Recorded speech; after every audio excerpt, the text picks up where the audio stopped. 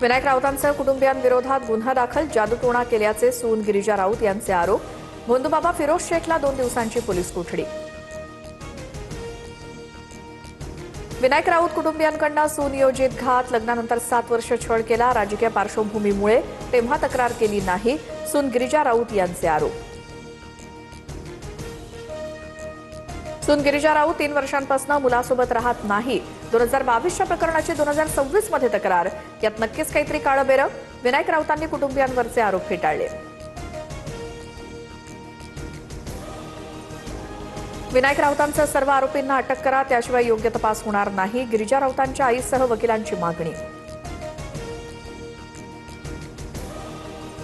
विनायक राऊतांचा विषय कौटुंबिक, मात्र ठाण्यामध्ये गुन्हा दाखल होणं हे संशयास्पद. संजय राऊतांकडून शंका व्यक्त, तर या प्रकरणात पारदर्शक चौकशी होणार. गिरीश महाजनांची प्रतिक्रिया.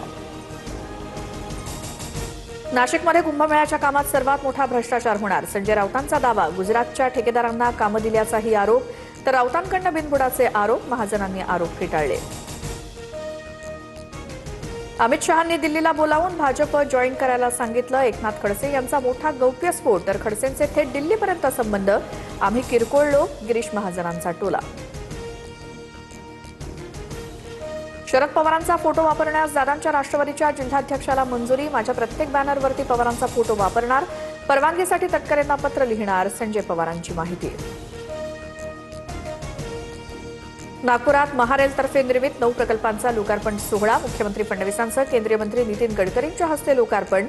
4 रस्ते, उड्डाणपूल, 4 सबवेंसह एका भुयारी प्रकल्पाचा समावेश. संसदेचं पावसाळी अधिवेशन 20 जुलैपासून सुरू होणार. 19 जुलैला सरकारकडून सर्वपक्षीय बैठकीचं आयोजन. कोणत्या मुद्द्यांवरती चर्चा घेण्याचा विरोधकांचा आग्रह, यावरती चर्चा होणार.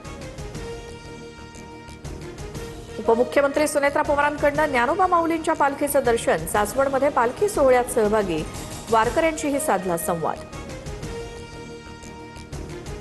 मोशी दुर्घटनेप्रकरणी सुषमा अंधारे, रुपाली ठोंबरे पाटील आक्रमक. एएलआर कंपनीच्या ठेकेदारावरती गुन्हा दाखल करण्याची मागणी, तर कंपनीला कारणे दाखवा नोटीस बजावली आहे. पालिका आयुक्तांची माहिती.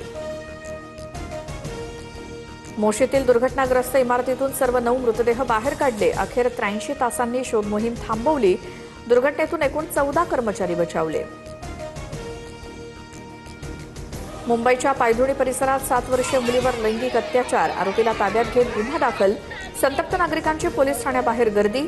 आरोपीला कठोर शिक्षा करण्याची मागणी. नवी मुंबईच्या नेरूळ स्टेशन परिसरात तळीरामांचा उच्छाद. अजमल शेख नावाच्या व्यक्तीचा पोलिसांवरतीच हल्ल्याचा प्रयत्न. सोशल मीडियावर व्हिडिओ व्हायरल. कायदा सुव्यवस्थेवर प्रश्नचिन्ह. पुण्यातील ससून रुग्णालयात धार्मिक प्रचार केल्याची तक्रार. कल्याणीनगरमधील दाम्पत्याविरोधात बंड गार्डन पोलिसात गुन्हा दाखल.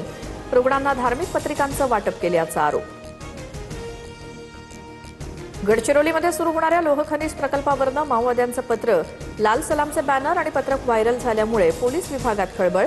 लोह खनिज कंपन्या पूर्णपणे बंद करा, पत्रामध्ये उल्लेख.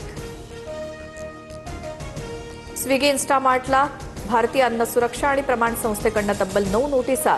खराब पॅकेजिंग आणि मुदतबाह्य खाद्यपदार्थ दिल्याचा आरोप. स्विगी कंपनीच्या सेवेवरती ग्राहकांचा संताप. चीन आणि तैवानला 22 चक्रीवादळाचा मोठा तडाखा. 134 जण जखमी, तर 20 लाख लोकांचं स्थलांतर. खबरदारी म्हणून विमानांची 650 उड्डाणं रद्द. देशाच्या 70% भागातनं मान्सूनचे ढग गायब. महाराष्ट्रासह 7 राज्यांमध्ये पुढील 5 दिवस पाऊस नाही. आज बहुतांश भागामध्ये पावसाची उघडीप.